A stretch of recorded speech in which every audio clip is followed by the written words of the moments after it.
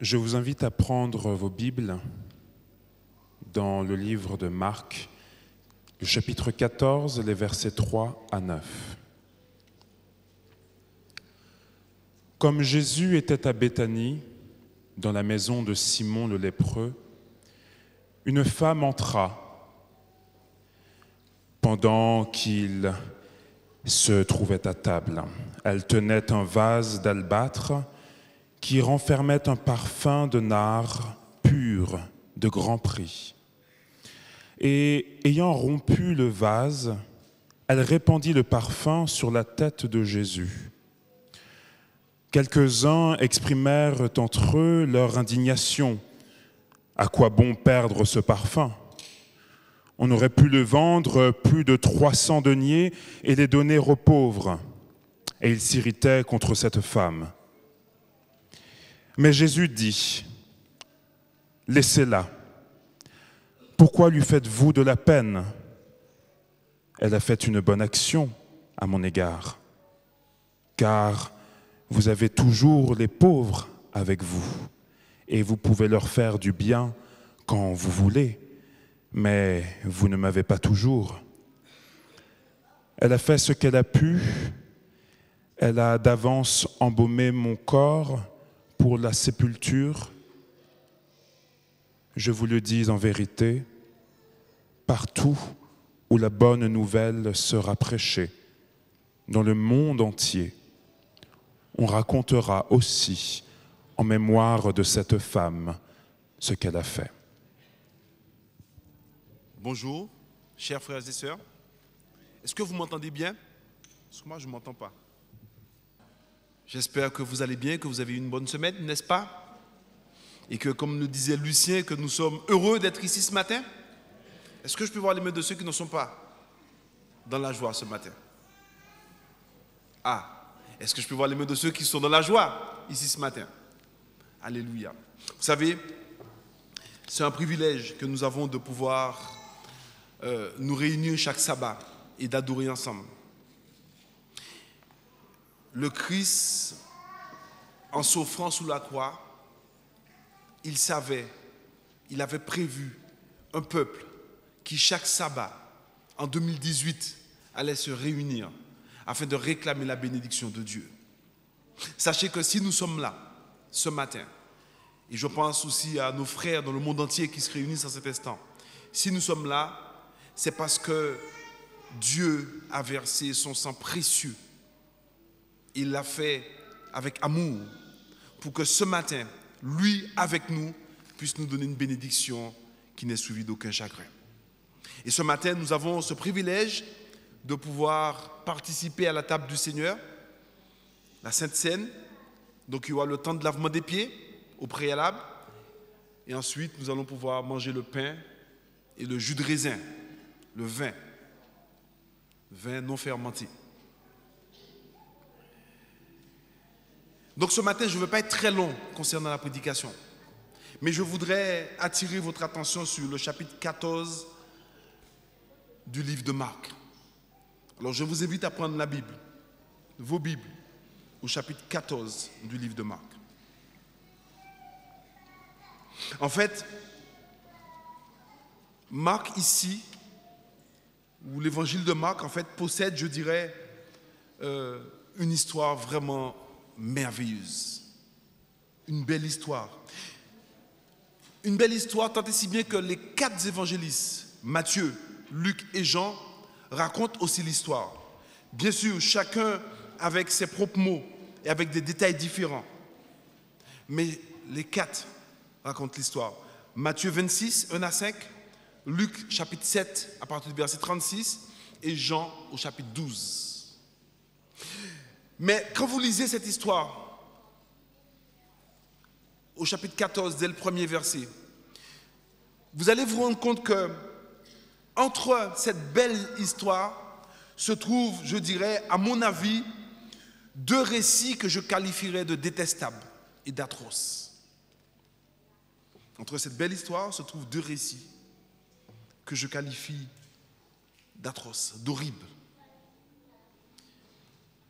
Le premier récit nous révèle comment, au verset 1, à toi, comment des dirigeants spirituels vont se mettre à comploter afin de mettre à mort le Christ. Et si vous lisez bien versets 1 à 3, regardez bien le choix des mots de Marc. Il est dit que la fête de Pâques et des pains sans levain devait avoir lieu 2 jours après. Les principaux sacrificateurs et les scribes cherchaient le moyen d'arrêter Jésus par ruse et de le faire mourir. C'est terrible ce que j'entends là. Marc nous dit ici que c'était des principaux sacrificateurs, c'était des scribes qui cherchaient un moyen, et par quel moyen? Par quoi? Par la ruse, pour arrêter le Christ et le faire mourir. En fait, ces hommes, ces dirigeants spirituels, qui étaient censés enseigner la voie de Dieu, ces dirigeants qui étaient, je dirais, censés enseigner la justice de Dieu, attirer du moins le peuple vers la vérité de Dieu, eux qui étaient assis dans la chair de Moïse et qui prétendaient être des enfants d'Abraham. Le texte nous dit ici, ils étaient en fait animés de sentiments diaboliques, tant et si bien qu'ils vont en réalité employer la même méthode, les mêmes tactiques du diable, c'est-à-dire la ruse. Ces hommes, normalement, étaient censés, ou bien devaient être motivés par l'amour de Dieu, non seulement à enseigner la loi de Dieu, mais aussi par leur exemple, observer la loi de Dieu, qui disait « tu ne tueras point ». Et contre toute attente, le texte nous apprend, alors que c'était la crème de la crème, des scribes, les principaux sacrificateurs, le texte nous apprend qu'ils étaient sur le point de fournir au peuple les meilleures excuses théologiques pour transgresser la loi de Dieu. Sachez, mes amis, que Dieu n'appelle personne à l'existence, ni aucune communauté religieuse, ni aucun dirigeant spirituel à fournir leurs meilleures excuses théologiques afin de transgresser sa loi. Et la deuxième histoire, le deuxième récit se trouve à la fin, au chapitre 10. Ce texte nous apprend qu'ici, qu'il y a un homme qu'on appelle Judas. Judas qui, effectivement, la Bible nous révèle que c'était un disciple de Jésus, n'est-ce pas? Judas faisait partie de qui? Des 12. Le texte nous dit comment cet homme était sous le point de vendre son âme pour de l'argent. Sachez que cet homme en question n'était pas n'importe qui. Quand vous lisez Matthieu au chapitre 12, le texte nous révèle que Judas avait reçu de Jésus, tout comme les disciples, les 12, il avait reçu de Jésus le pouvoir de prêcher, de guérir et de chasser les démons. En fait, Judas avait goûté au don de la grâce, il avait goûté au don de cet esprit, il avait participé aux réalités célestes.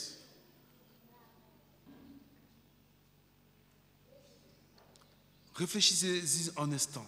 Dieu avait fait le plan de démontrer sa puissance de salut au travers de cet homme, au milieu du peuple d'Israël.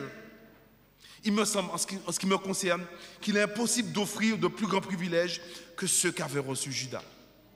Et pourtant, le texte nous dit, malgré tant de privilèges, Satan trouvait en Judas un allié sûr. Il allait vendre. Il allait trahir son maître. Quelle triste histoire, n'est-ce pas vrai? Mais sachez que personne n'est à l'abri d'un tel retournement de situation. À mon avis, il me semble que la seule manière d'éviter une telle situation dans notre vie, c'est de se saisir de la prière de David, sa prière de repentance, que nous trouvons dans le psaume 51. « Ô Dieu, crée en moi un cœur pur et renouvelle en moi un esprit bien disposé. » Mais grâce soit rendue à Dieu qu'entre ces deux récits se trouve une histoire merveilleuse. Une histoire où Jésus lui-même, à la fin du verset 9, va dire une phrase que je n'ai jamais vue dans les évangiles. Une phrase extraordinaire. Il va dire « Partout où la bonne nouvelle sera prêchée, dans le monde entier, on racontera aussi en mémoire de cette femme ce qu'elle a fait. Qu'avait-elle fait, cette femme de si extraordinaire? Et nous allons essayer de comprendre très succinctement ce qu'elle avait fait. En fait, quand vous lisez à partir du verset 3, Marc nous dit, alors que Jésus était à Béthanie, chez Simon le lépreux, voilà qu'une femme entra pendant qu'ils étaient à table. Et l'évangéliste nous dit que cette femme tenait à la main quoi? Un flacon d'albâtre, rempli de parfum de grand prix. Vous savez que ce parfum, c'était en fait, le prix de ce parfum, c'était en fait l'équivalent d'une année de salaire pour un ouvrier simple. Une année de salaire. Et le texte nous dit que cette femme, en rentrant dans la salle, qu'est-ce qu'elle va faire? Elle va briser ce flacon. Et puis, tout de suite, qu'est-ce qu'elle va faire? Eh bien, elle va commencer à verser le liquide, ce précieux liquide, sur la tête et sous les pieds de Jésus. Pourquoi cette femme fait ça? Qui était-elle, cette femme? Jean, en parlant de ce récit, nous dit que cette femme était Marie. Et quand vous lisez Luc, l'évangéliste Luc va donner encore une précision. Il va dire que cette femme, Marie, en fait, Jésus l'avait délivrée de 7 démons. En fait, il est facile de comprendre, il est aisé de comprendre pourquoi que cette dernière est aussi reconnaissante et que elle est aussi reconnaissante de ce que Jésus avait fait pour elle. Pourquoi n'a-t-elle pas hésité à acheter un parfum si cher? Et quand vous lisez l'évangéliste Luc au chapitre 7, à partir du verset 37, Luc va dire que cette femme, en fait, c'était une pécheresse. En fait, c'était une manière respectueuse et affable pour Luc de dire que cette femme avait perdu sa réputation morale. Probablement pendant son jeune âge, qu'elle avait été abusée, qu'elle avait été violée probablement. Et donc, vous savez mes amis, il est facile de comprendre qu'une jeune femme ayant subi, je dirais, une telle disgrâce, eh bien, ne connaissant que la culpabilité, que la souillure de son âme, eh bien, elle avait fini par sombrer dans le désespoir et les démons avaient pris possession de son cœur.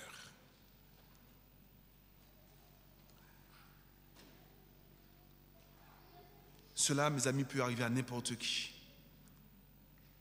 Combien de familles brisées aujourd'hui, combien de cœurs qui souffrent de la haine, du ressentiment que seule la voix de Jésus peut relever. Combien de familles brisées aujourd'hui qui nous entourent, où nous voyons des enfants qui sont en train de souffrir à cause de parents peut-être immatures, irresponsables. Combien de jeunes hommes, de jeunes filles qui se sentent ployés sous le poids de la culpabilité, de la souillure morale, parce que jeunes, ils ont été abusés par un adulte. Sachez que lorsqu'on est enfermé dans cette dynamique, on ne pense qu'à la chute. Et on est plongé dans le désespoir. Et c'est à ce moment-là que le diable, les démons finissent par prendre possession des cœurs. Mais Marie avait rencontré le Sauveur un jour. Jésus, dans sa grande bonté, avait pardonné ses péchés. Et naturellement, Marie, eh bien, elle avait un cœur rempli de connaissance, de reconnaissance et de gratitude. Et donc, en s'imposant ce grand sacrifice, Marie a réussi à se procurer, je dirais, ce vase d'albâtre plein de parfums, de grand prix. Parce qu'elle avait entendu dire, quand vous lisez Luc chapitre 7, elle avait entendu dire que Jésus était à table chez Simon. Et donc, elle voulait absolument manifester sa reconnaissance à son Seigneur. Et donc, lorsqu'elle rentre dans la salle, alors qu'elle n'était pas invitée, elle va briser ce vase. Elle va répandre le contenu sur la tête et sur les pieds de Jésus. Et ensuite, le texte nous dit que s'étant agenouillée, c'est lui qui nous explique ça, elle va arroser les pieds de Jésus de ses larmes et ensuite elle va les essuyer avec ses cheveux, ses longs cheveux flottants. Vous avez compris? Mais sachez que ce que Marie est en train de faire, Marie n'a pas saisi toute la signification. Elle était simplement animée de gratitude et de reconnaissance. Mais le Christ, lui, en réalité, il est le seul à entrevoir, à avoir compris la signification de ce que Marie est en train de faire. D'ailleurs, les disciples ne vont même pas comprendre. Ils vont dire, mais à quoi bon cette perte? Sachez que quand vous lisez Jean, vous allez vous rendre compte que Jean dit que c'est Judas qui avait incité les disciples à dire ça. Lui, il pensait qu'à l'argent, en fait. Alors, qu'est-ce que Jésus avait vu? Qu'avait-il compris qui fait que Jésus ait pu dire, partout la bonne nouvelle sera prêchée, on racontera aussi en mémoire ce qu'elle a fait. En effet, sachez que le flacon d'albâtre que cette femme va briser, le Christ va voir le symbole de son corps, l'emblème de son corps brisé, qui serait, je dirais, bientôt rompu, brisé pour vous et moi, mais qui sortirait du tombeau et qui remplirait la terre du parfum de sa vie. Et par ailleurs, le sacrifice que consentit Marie pour acheter ce parfum coûteux, Jésus vit quelque part l'écho du symbole du don de Dieu.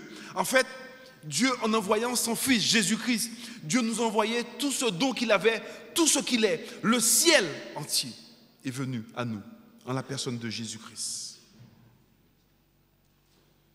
Et enfin, vous savez, les quelques gouttes de ce précieux liquide que Marie va verser sous la tête et sous les pieds de Jésus, c'était pour le Christ je dirais, une représentation de ce grand amour attesté dans le sacrifice du calvaire. En effet, Jésus, au calvaire, mes amis, ne se contenta pas simplement de verser quelques gouttes de son sang, mais il versa son sang en abondance pour chacun de nous, pour une race humaine perdue. Oui, l'amour donne tout. L'amour donne tout pour sauver. Et Jésus avait compris tout ce symbole. C'est pour cela que Jésus va dire, partout la bonne nouvelle sera prêchée, partout l'évangile éternel sera prêché. Alors, on racontera ce qu'elle a fait, cette femme. Ainsi donc, en déclarant que les pages de la Bible allaient rendre immortel ce récit, en fait, Jésus veut dire par là le symbole de ce vase d'albâtre brisé, dirait le grand amour de Dieu, animé pour la race humaine. Comment Dieu, ce que Dieu a fait, Dieu s'est donné tout entier, tout ce qu'il a, pour sauver les hommes et les femmes qui remplissent cette terre. Ainsi donc, mes amis, puisque nous sommes dans le temps de la Sainte Seine, deux questions se posent à nous ce matin. Allons-nous à l'histoire, à l'instar de Marie? Allons-nous mettre de côté, en fait, nos préjugés peut-être, mettre de côté nos divisions, toute dissension? Allons-nous enfin, comme Marie, décider de rien laisser, qu'il n'y ait rien qui nous empêche de participer pleinement à la table du Seigneur ce matin et de manifester au Seigneur notre reconnaissance, notre gratitude, parce que nous aussi, il nous a sauvés d'un enfer qu'on avait déjà commencé à vivre. Ou bien se pourrait-il que nos cœurs décident d'héberger de la froideur et, à l'instar de Judas, contre toute attente, nous décidons de garder cette froideur spirituelle, cette tiédeur spirituelle, cette cécité spirituelle. Est-il possible, mes amis, que le plus grand problème du Seigneur ne soit pas les publicains, les prostituées, mais son peuple qui affirme haut et fort avoir accepté Jésus-Christ comme Sauveur et Seigneur? Qu'allons-nous décider ce matin? Quant à moi, mes chers amis, ce matin, mon exhortation pour chacun de vous, c'est qu'à l'exemple de Marie, vous et moi, nous puissions décider d'un cœur sincère, honnête, authentique et dans l'unité, décider de ne rien laisser nous empêcher de participer à la table du Seigneur, de régler tout ce que nous avons à régler, d'apporter la réconciliation là où il faut l'apporter ce matin, de confesser s'il le faut sur le champ nos péchés qui nous séparent de la bénédiction du Seigneur, d'éloigner de nous tout ce qui risquerait de nous empêcher de manifester ce matin notre gratitude et notre reconnaissance à Jésus.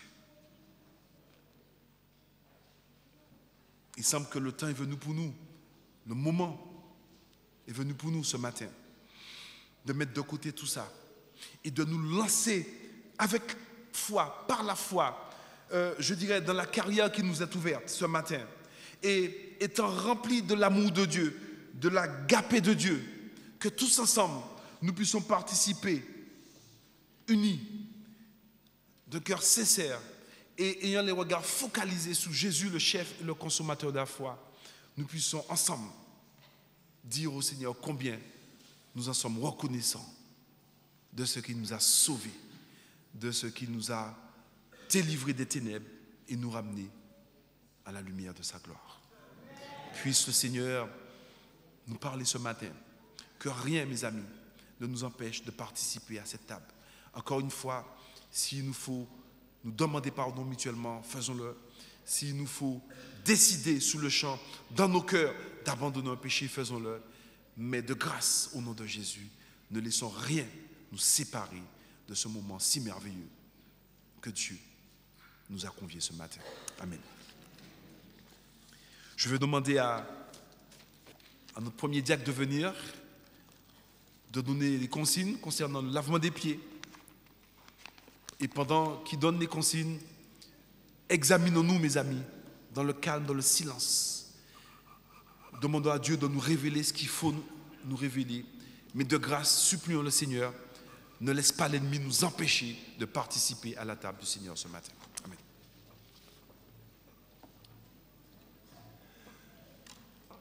Je voudrais vous dire que certainement, il y a ceux qui ont soif. Donc, vous pouvez vous désaltérer. Il y a de l'eau dans le hall. Bien, ça va se passer comme cela. Les hommes seront à l'étage pour le lavement des pieds et les femmes seront en bas. Vous suivez un petit peu l'ordre parce qu'il y a, pour la fluidité, il y a une diaconesse qui va gérer ce moment. Alors, une fois que... Ne perdez pas de temps. Vous aurez le temps de vous revoir après le culte. Vous vous lavez les pieds, vous revenez ici. Et après cela, pendant ce temps, eh bien, nous avons notre leader qui va...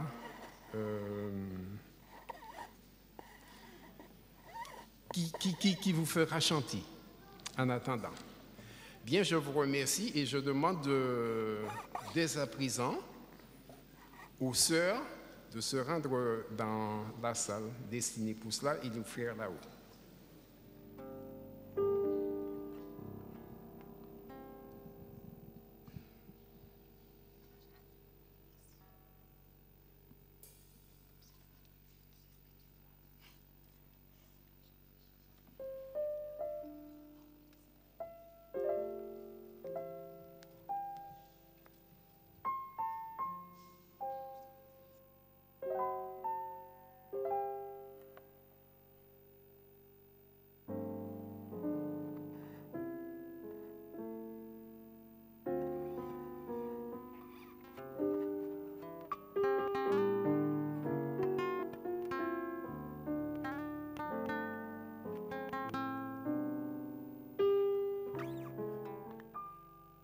Au chapitre 11, au verset 23, il est dit ceci: car j'ai reçu du Seigneur ce que je vous ai enseigné. C'est que le Seigneur Jésus, dans la nuit où il fut livré, prit du pain, et après avoir rendu grâce, le rompit et dit: ceci est mon corps qui est rompu pour vous. Faites ceci en mémoire de moi. Nous allons prier sur ce pain sans levain avec Max. Max, il est ancien d'église, consacré. Et après quoi, nous allons demander au diacre de venir pour pouvoir distribuer ce pain à tous ceux qui veulent participer. Notre Dieu, notre Père, Nous te remercions, Père, pour le sacrifice de ton Fils. Nous te remercions, Père, parce qu'en Jésus-Christ, nous sommes assurés que nos péchés sont pardonnés. Ce matin, Père, tu nous as demandé de faire ceci en mémoire, ce que nous faisons ce matin, Père. En mémoire de ce sacrifice, nous te demandons, Père, de bénir ce pain qui représente ton corps et que nous allons partager. Et permets, Père, que ce moment puisse être agréable et que ce moment puisse nous rapprocher plus près de toi. Merci pour tous tes bienfaits envers nous. Au nom de Jésus, nous t'avons prié. Amen.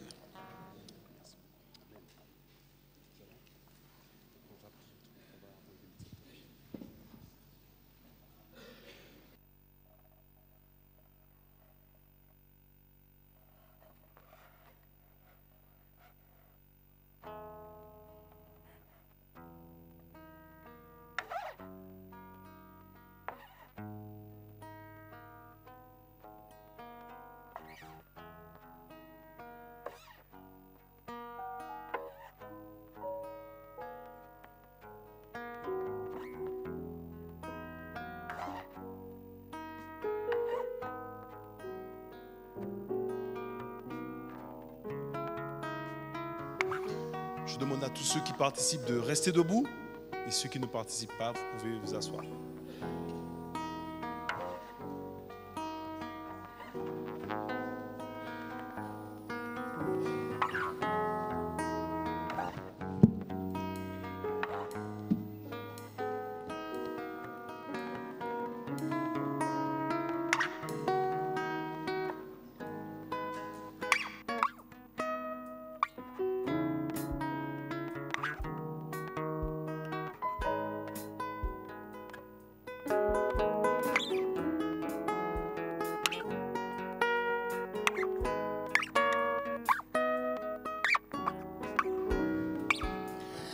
L'exemple du Christ nous interdit de nous montrer trop exclusifs en ce qui concerne la scène du Seigneur.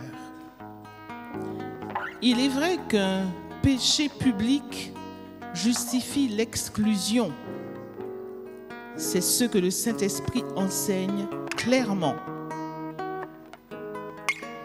En dehors de ce cas, aucun jugement ne doit être prononcé. Dieu n'a pas laissé aux hommes le soin de décider qui doit se présenter dans de telles circonstances. Qui d'entre nous peut lire dans les cœurs? Qui sait distinguer entre l'ivraie et le froment? Que chacun donc s'éprouve soi-même et qu'ainsi ils mangent du pain et boivent de la coupe. En effet, quiconque mangera le pain ou boira la coupe du Seigneur indignement sera coupable envers le corps et le sang du Seigneur. Celui qui mange et boit sans discerner le corps du Seigneur mange et boit un jugement contre lui-même. Des messagers, bien qu'invisibles aux yeux humains, se mêlent aux croyants rassemblés pour célébrer les ordonnances sacrées. Un Judas peut se trouver au sein de l'assemblée. Dans ce cas, il y aura alors des envoyés du prince des ténèbres, car ceux-ci se tiennent auprès des âmes qui refusent de se laisser conduire par le Saint-Esprit. Les anges du ciel Ces visiteurs invisibles sont aussi toujours présents dans de telles occasions. Certaines personnes, sans être de vrais serviteurs de la vérité et de la sainteté, désirent parfois prendre part au service. Il ne faut pas les en empêcher. Amen.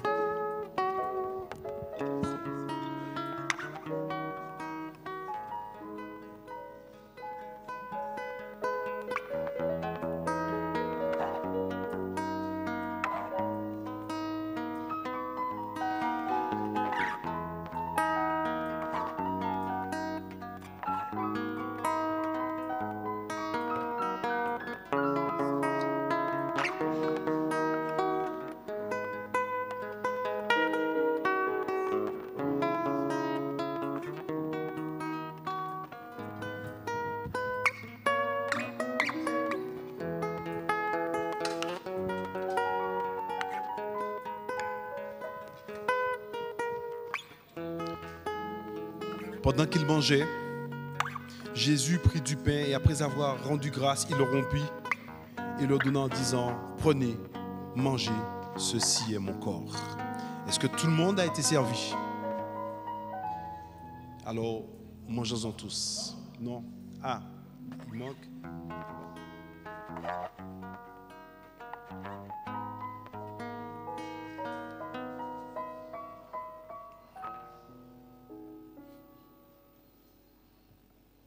Parfait. Nous n'avons oublié personne. Alors mangeons-en tous au nom de Jésus-Christ. Amen.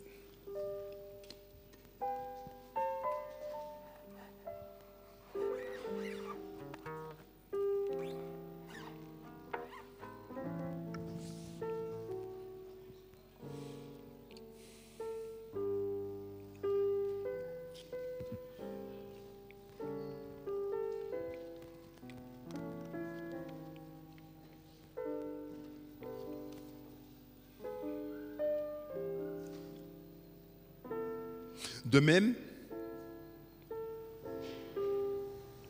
après avoir soupé, il prit la coupe et dit, « Cette coupe est la nouvelle alliance en mon sang.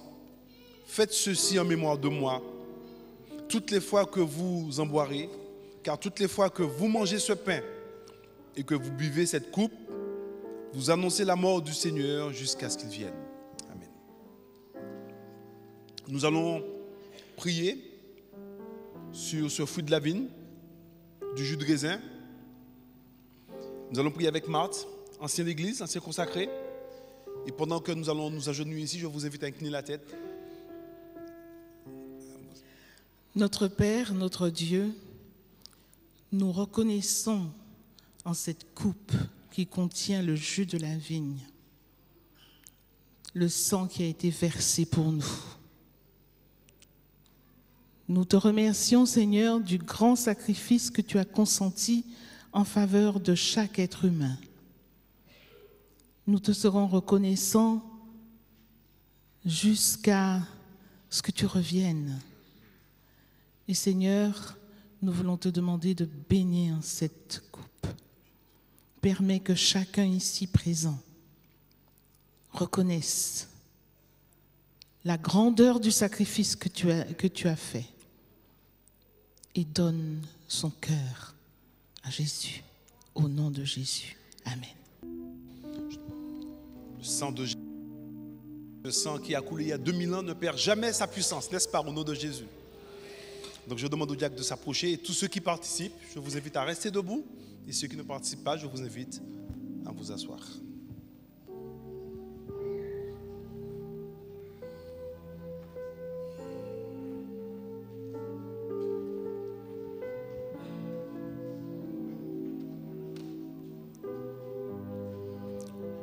Il prit ensuite une coupe et après avoir rendu grâce, il la leur donna en disant, « Buvez-en tous, car ceci est mon sang, le sang de l'alliance qui est répandu pour beaucoup, pour le pardon des péchés. Je vous le dis, je ne boirai plus désormais de ce fruit de la vigne jusqu'au jour où j'en boirai avec vous du nouveau dans le royaume de mon Père. L'espérance du retour du Seigneur était un réconfort dans les afflictions.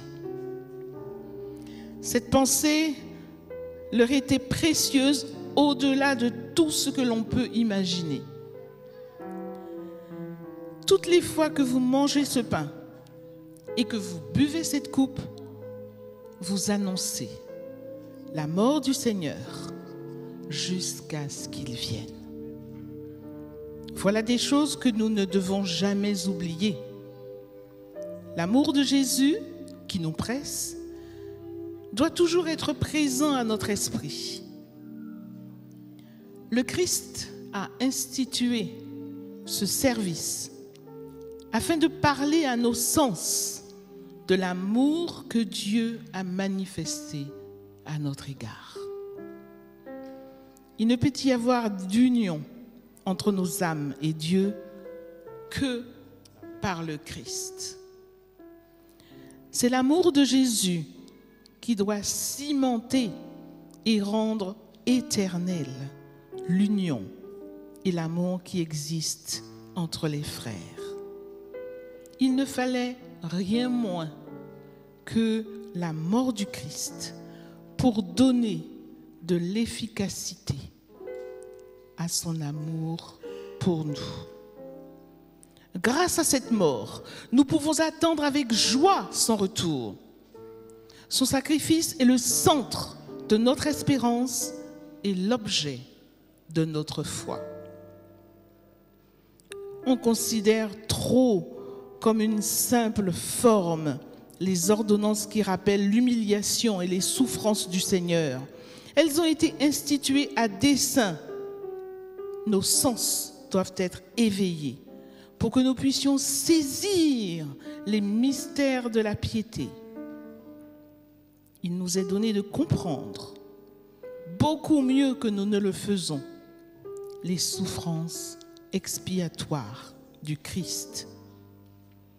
Comme Moïse éleva le serpent dans le désert, le Fils de l'homme a été élevé de la même manière, afin que quiconque croit en lui ne périsse pas, mais qu'il ait la vie éternelle. Amen. Il prit ensuite une coupe, et après avoir rendu grâce, il la leur donna en disant: buvez-en tous, car ceci est mon sang, le sang de l'alliance qui est répandu pour beaucoup, pour le pardon des péchés. Je vous le dis, je ne boirai plus désormais de ce fruit de la vigne, jusqu'au jour où j'en boirai de nouveau avec vous dans le royaume de mon Père. Est-ce que tout le monde a été servi? Alors, buvons-en tous au nom de Jésus.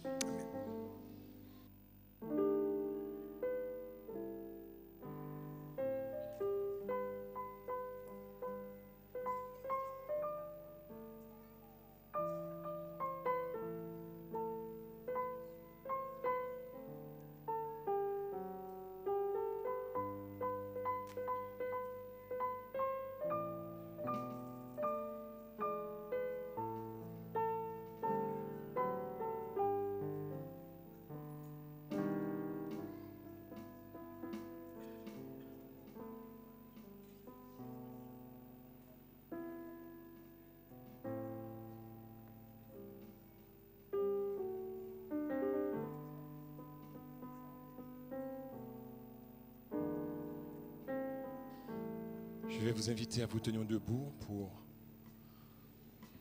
chanter « Mon Dieu est puissant, il déplace les montagnes ».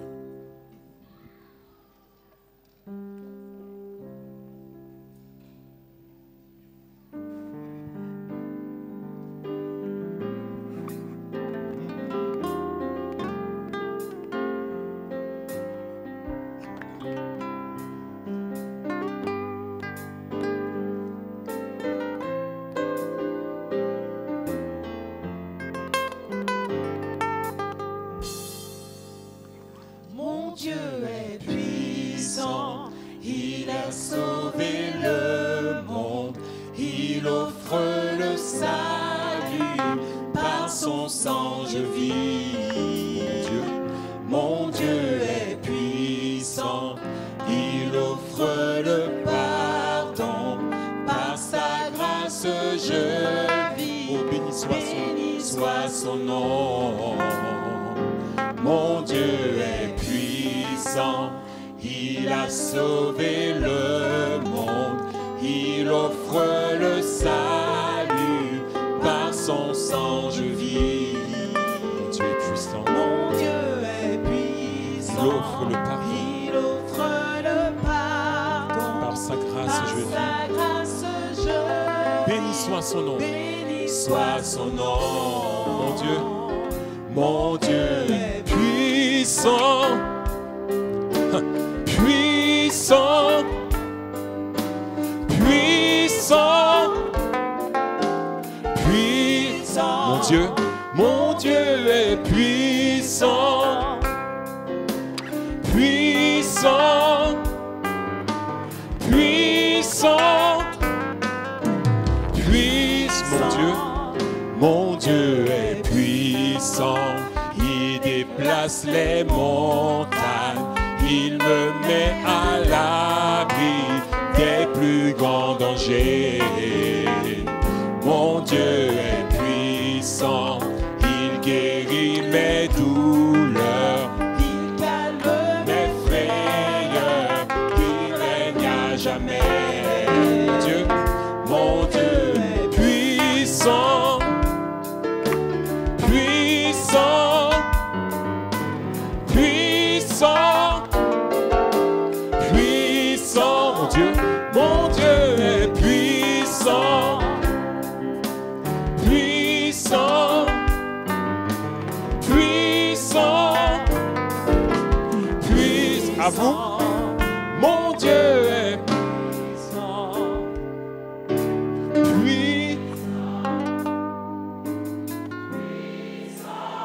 Êtes-vous convaincu?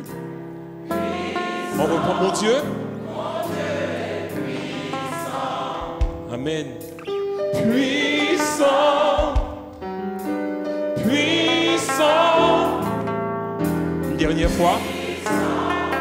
Mon Dieu est puissant. Puissant.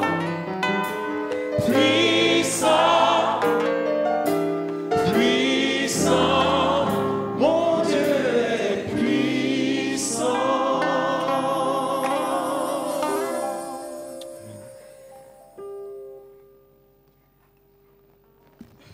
Prions ensemble. Ô Éternel, notre Dieu, tu es un Dieu tout-puissant. Tu n'as pas hésité, Seigneur, à quitter le ciel, l'adoration des anges, pour venir vers nous, nous apporter un si grand salut. Et nous voulons ce matin te glorifier. Nous voulons ce matin être reconnaissants, Seigneur. Et nous voulons te dire, tu es tout-puissant. Merci, Seigneur. Merci pour Jésus. Merci pour ce sang qui a coulé à la croix. Merci pour ce sang qui nous purifie de tout péché. Merci pour ce sang qui nous protège. Merci pour la puissance du Saint-Esprit qui agit dans nos vies. Éternel, notre Dieu, ce matin, alors que nous sommes venus, nous étions en ta présence, Seigneur. Nous avons participé à ta table et nous voulons te dire merci pour tant de bénédictions. Ô Éternel, que ta bénédiction repose sur l'église d'Évry et que ta grâce puisse être sur chacun de nous, Seigneur. Lève-toi dans nos vies, Seigneur. Lève-toi dans nos vies en ce saint sabbat et que ton nom seul soit glorifié et que tes ennemis soient dispersés. Dans le nom puissant de Jésus, je t'ai prié pour ta gloire. Amen.